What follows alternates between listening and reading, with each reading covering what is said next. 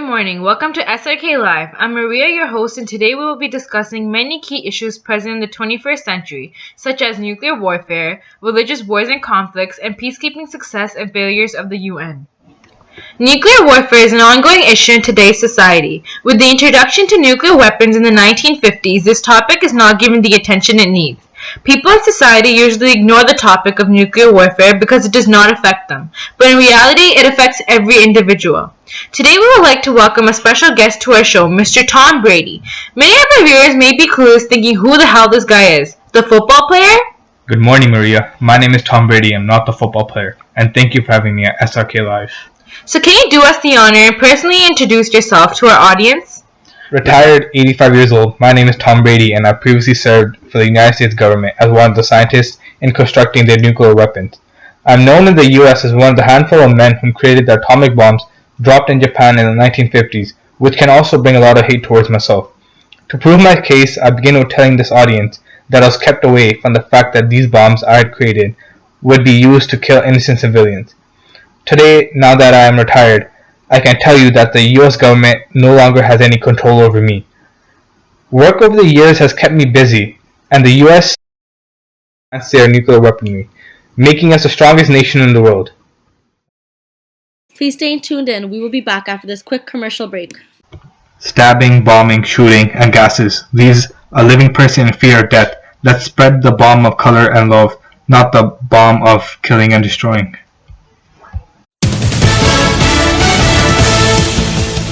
Back to Srk Live. You're here with Maria, and today we have a special guest, Mr. Tom Brady.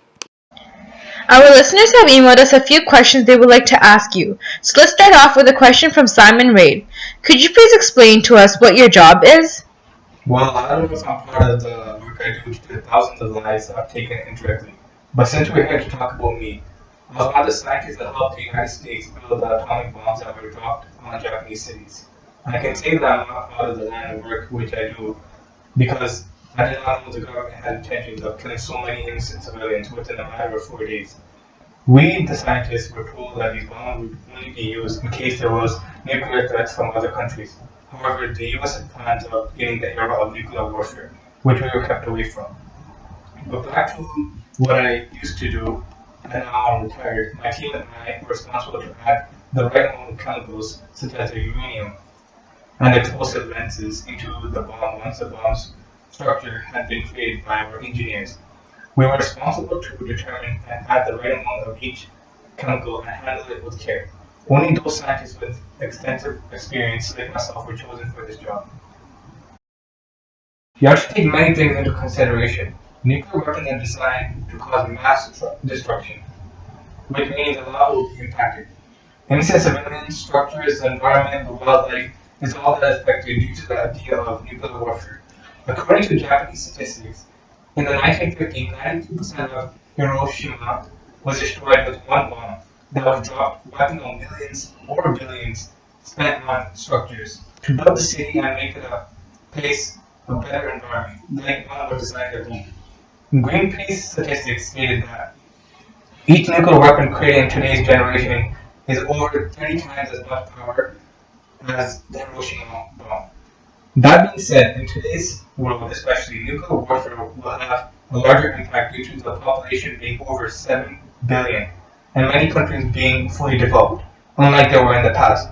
An act like this in today's world will cause more damage, physically and financially, and also will lead to another world war, with countries attacking one another, but this time not just with guns and grenades, but with nuclear weapons. I believe that there are other solutions to the problem since problems will arise between countries at any given time or day. Could a mislaunch or failure of nuclear bombing occur? Yes, a nuclear weapon can mislaunch and or have a failure when needed. However, although we haven't had many nuclear wars where these weapons are needed, there isn't much to go with. One mislaunch that took place in the 1961 at a Soviet Union nuclear plant. The hydrogen bomb they had produced blew up, and it was the most powerful nuclear bomb at 57 megatons. 57 megatons. More recently, North Korea had attempted to test an atomic bomb, but later it was reported that it was a misfire, releasing radiation into the community. This atomic bomb had explosive force of 1 kiloton. No casualties were reported, however, Threats of war began from this misfire and explosive force. These missed launches and failures can often be the reason due to human failure, such as structure of the bomb was not built properly, something was missing, or it was launched at the wrong time or place. Why are nuclear weapons so attractive to so many non-nuclear states? Let me start off by quoting the Canadian Prime Minister, because it's 2015. Well, it's 2016, but now you get the point. We live in the 21st century, and everything is advanced, from technology to communities, our governments, and citizens in general. When we look at statistics, Greenpeace statistics show that there are well over 30,000 nuclear weapons that are held by various countries. 1,500 are ready to launch as we speak, anytime, any day, as easy as the government state launch. So why are other countries attracted to building their own nuclear bombs? Well, it's because of the threat associated with these bombs. A country who has nuclear warfare feels powerful and on top of every other country.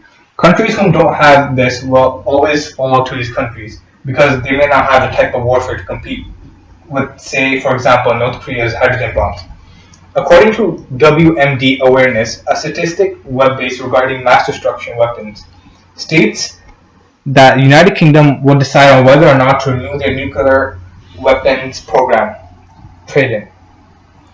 This will cost the UK €100 billion to rebuild and reconstruct. But would this be a deciding factor in other countries adapting to the nuclear world? With the United Kingdom spending billions on just a nuclear program, other countries will indeed try advancing their weapons, especially those who have tensions with the UK. Can the situation in which you use nuclear weapons be resolved in a matter without using them? Well, taking a look at history, there haven't been many situations where nuclear warfare is being used. Since the United States dropped atomic bombs on Japan, there hasn't been any situation to that extent. There, however, has been countries such as India and Pakistan who constantly, till this day, fight with nuclear weapons at a smaller scale. Although the United Nations has urged these countries to stop, they continuously have conflicts, which leads to these mini wars. Besides these two countries, there are many other countries who are in possession of nuclear weapons, but have an agreement with the UN that stops them from using them.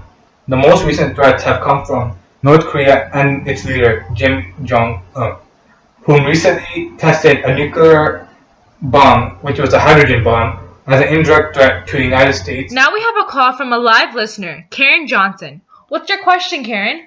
I'm a huge fan. You're an amazing quarterback. I'm not the quarterback. I'm not a football player. What are you? I'm the guy who helped build hydrogen bombs. Oh. Are you familiar with the long-term impact? Yes, I am familiar with the long-term impacts and effects my job has. Yes, Karen, I am familiar with the long-term impacts and effects my job has, and also other workers in this field. From the miners to the scientists to those who assemble these bombs, they are all prone to long-term bodily effects. However, those who work in this industry are not the only ones that are impacted. Bombs are created for a reason. Whether it's atomic or hydrogen, they are made to use and to destruct, to cause mass destruction. In this area, there are always innocent civilians that will be impacted. If we look back to the 1950s, once again, during the Cold War, the United States dropped 2 bombs within a week on 2 Japanese cities. A total of 400,000 people died, with several other thousand that were injured. Till this day, the citizens in those areas are still dealing with effects from lung cancer to having babies that deformed or being dead from the amount of radiation that was released. Other effects people dealt with included leukemia, blood disorder, and tumors, which appear 2, 3, 10, even 20 years later. Those who work in the uranium mining industry often suffer from long-term lung cancer due to the radiation their bodies are exposed to. Do you think there's a solution for permanent or temporary solution to nuclear threats or nuclear warfare? Hypothetically speaking, majority of the countries have made agreements to settle ongoing tensions regarding nuclear warfare. Major countries including United States, Russia, China, United Kingdom have all agreed to not use nuclear weapons, but can be in possession of these weapons. Other countries, however, like Iran, Syria, often who have agreed to these agreements, have gone against it and began to build advanced bombs on the site. And more recently, one of the biggest threats to the whole world, North Korea, is a country the whole world should tackle together because it singled itself out from the UN and their agreements. They have advanced their government tremendously and have built bombs larger than any other country has ever seen. A news report by Globe and Mail has reported that North Korea has tested out its hydrogen bomb, which was an indirect message to the US, South Korea, not to think North Korea is weak. However, back to the topic, if there's a solution, I believe that there isn't, as leaders are constantly changing for various countries. A leader can be elected who may be for the idea of nuclear warfare, as another leader can be against it. As every country is capable of building nuclear weapons, I personally believe that there is no end to these threats. An article published by the Wall Street Journal further states that the United States do not take these threats by North Korea kindly and have responded with their own missiles being launched off the coast of South Korea. Stay tuned in. We will be back after this commercial break, and Tom Brady will give his final thoughts on nuclear warfare. Bombs tear families apart, destroys countries, and leaves a mark on many. Let's stop bombing and start spreading love and peace.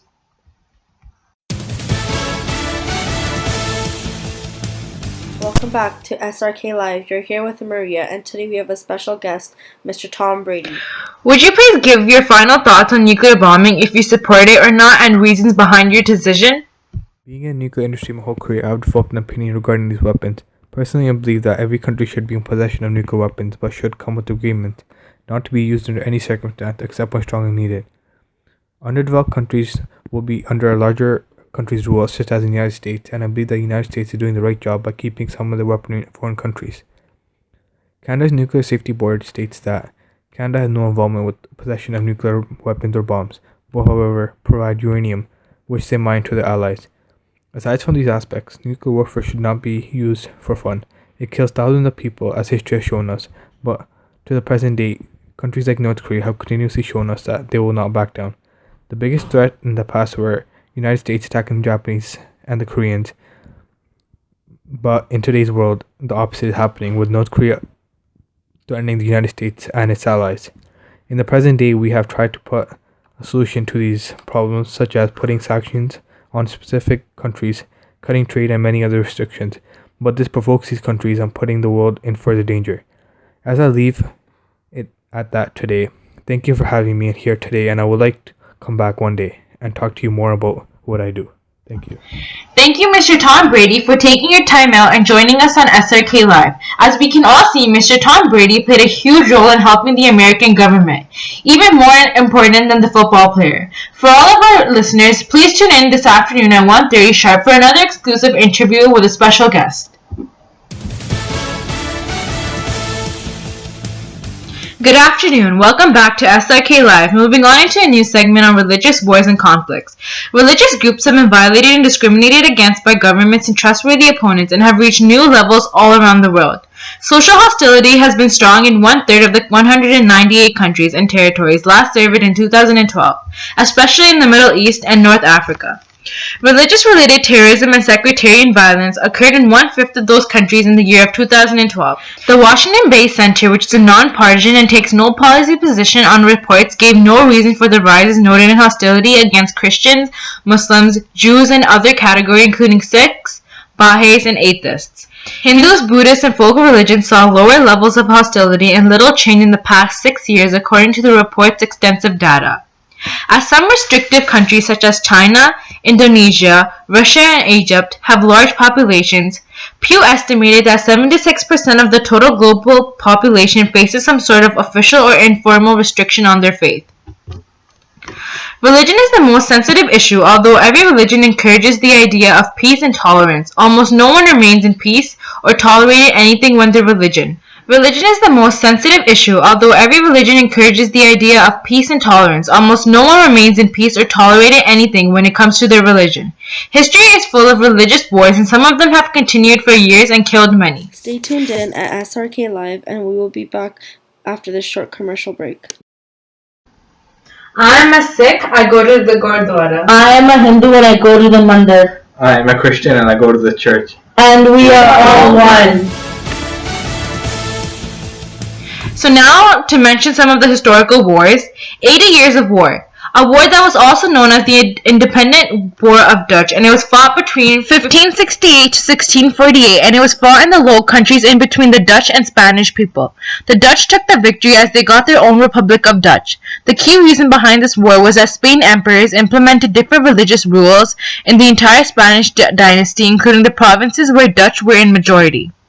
Another war was the 30 Years of War, and the 30 Years of War were a series of religious wars that were fought in between 1618 to 1648 in Europe, and at that time most of the European countries participated in these wars.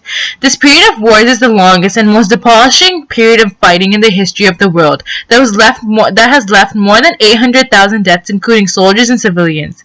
These short period wars were also fought between the religious conflicts and between the Holy Roman Empire and France, Sweden, and Spain.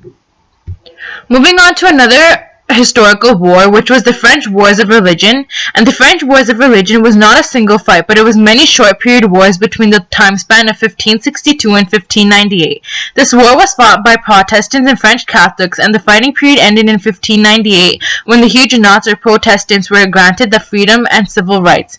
There was no authentication to verify exactly how many wars were fought in this period and the real number of deaths in each war, and historians are still researching on these perspectives as of this time. The German Peasants' War. This war was also known as the Great Peasants' Revolt. It was also fought in German-majority areas of Europe between the Peasants' Army and Swabian League.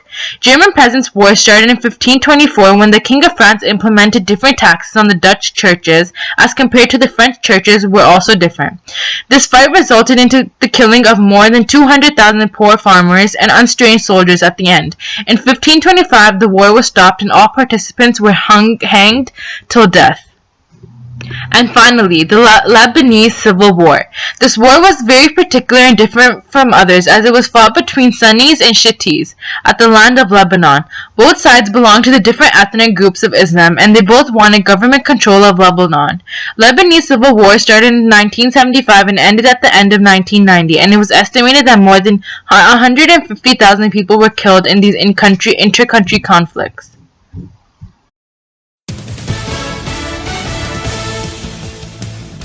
Good afternoon, and welcome back to Srk Live. I am John, your host for the afternoon. Today we have a special guest coming on our new show. She is part of the Security Council of the UN, Miss Melissa Adams. The UN plays a very significant role in our everyday lives, but society tends to ignore the fact and ignores what the UN has done for our people around the world. Everyone remembers the mistakes of the UN but forgets their success.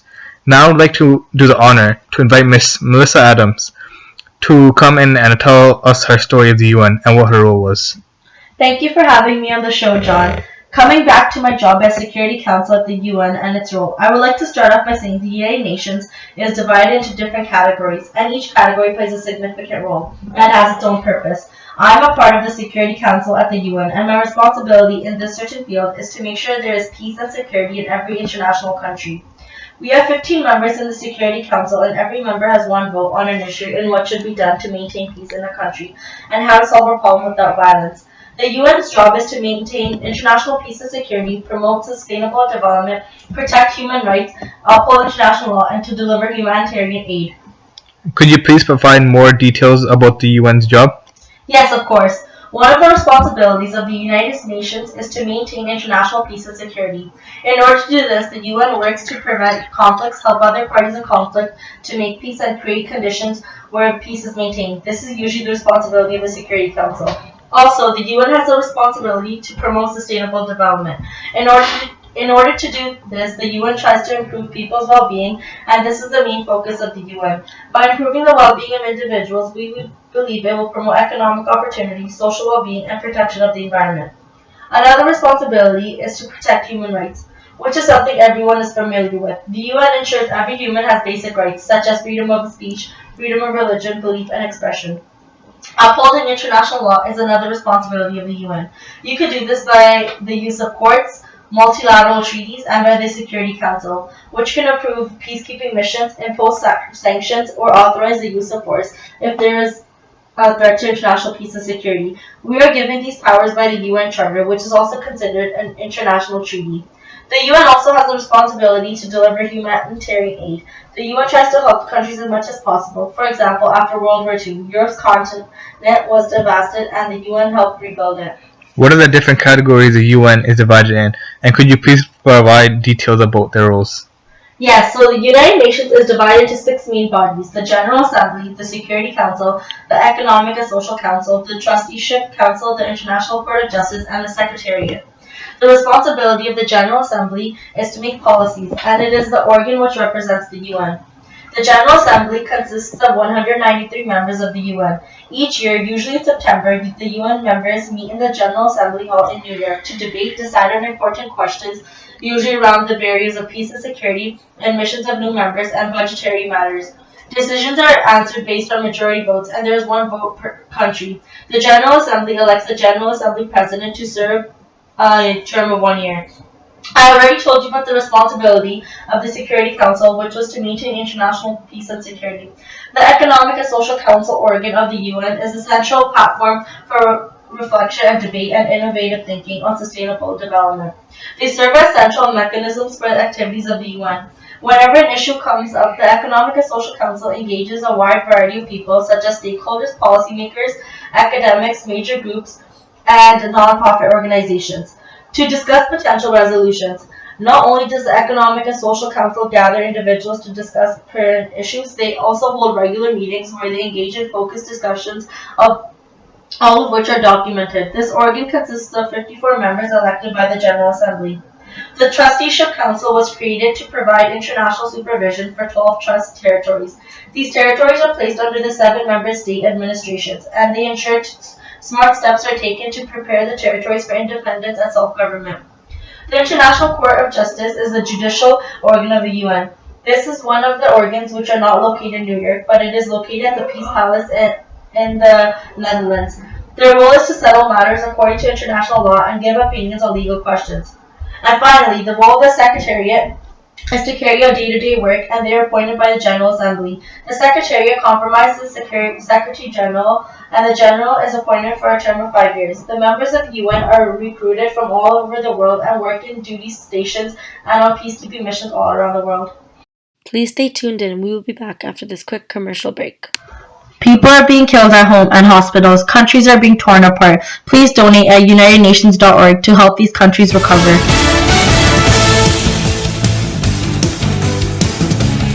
Welcome back to Srk Live. We are here with our special guest, Mrs. Melissa Adams. Moving on, could you please tell us about your past missions in the UN? Well, war is an ongoing conflict. The United Nations handle these conflicts to minimize the issues as much as possible. An example of a major international conflict is the Second World War. The nuclear age was the aftermath of the war. This was a major conflict because it introduced a new type of pollution from deadly and hazardous radiation during the war. The outbreak of gas was the first real time which weakened the Earth's ecosystem. The use of sustainable development became a universal concern, which the Economic and Social Council handled. We held a meeting in 1972 to set a new environmental agenda, which was the Declaration of the United Nations Conference on Human Environment. The meeting was designed to help guide and motivate individuals to preserve and enhance the human environment. This was one of the major missions of the UN in which we succeeded in. Could you tell us about one mission where the UN failed to help? The UN tries its best to help as much as possible and to minimize conflict as much as we can, but we do not always succeed. One mission which upsets us is the Rwanda genocide in 1994. I remember it like it was yesterday. The battle was between 3 different ethnic groups within Rwanda, which were the Hutus, Tutsis, and the Twas. The battle started off after a plane was shot down on April 6, 1994, carrying President Habyarimana, which was a Hutu. During the genocide, up to 1 million people died. The UN had peacekeepers in Rwanda to calm down the issue, but 25,000 of our peacekeepers were withdrawn after the murder of 10 Belgian soldiers. And so the soldiers did not return to Rwanda until June, by which 1,000 people were dead. It was too late to do anything, and the UN gave up due to the Hutus' killing rampage. What is one mission you are proud of being a part of? There are many missions I am proud of being a part of. One mission would definitely be the mission of Burundi, which was recently in 2014. And we decided to extend in 2014. We helped Burundi recover from decades of ethnic war, and in 2014, our UN Secretary General Ban Ki-moon decided to extend their peacekeeping mission for a year to help the country through elections that took place in July and caution gains made by the UN are irreversible. Are there any important missions going on around the world the UN is working on? Yes, there are many peacekeeping missions which are occurring as of now, such as the mission in South Sudan. Please stay tuned in. We will be back after this quick commercial break. War kills sons, leaves daughters widowed, and leaves children parentless. Let's stop conflicts and start the new trend of peace. Help us with our mission by donating food at unitednations.org. Welcome back to SRK Live. We are here with our special guest, Mrs. Melissa Adams. Welcome back to SRK Live. Miss Melissa Adams has a few words to share with you before we end this interview.